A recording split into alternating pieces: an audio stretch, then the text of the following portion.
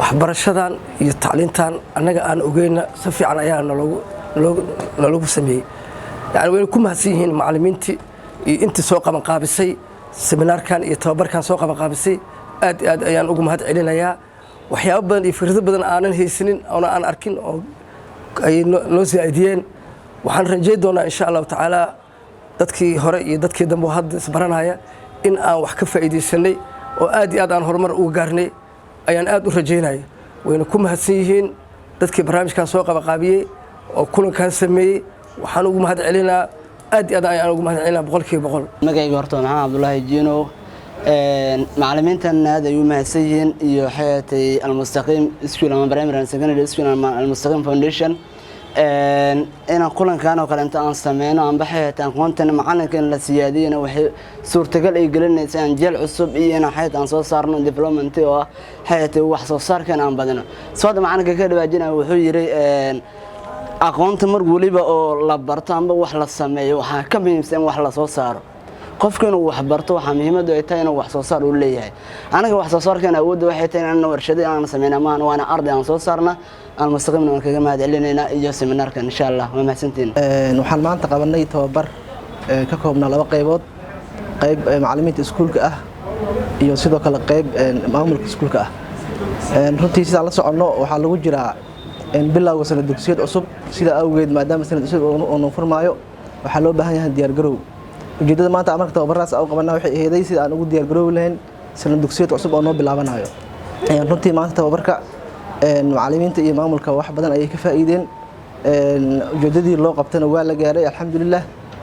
sida awgeed marka waxaan rabnaa insha Allah taala markii uu sanad dugsiyeedka uu bilowdo sida macallimiinta iyo maamulka dhamaanteen aan u dardaaranay in waxyaabihii tababarka laga bartay oo professor Cabdirasaaq Xaashi iyo ustaad kale aan ka faa'iiday in dhamaanteen aan wada dhaqan gelino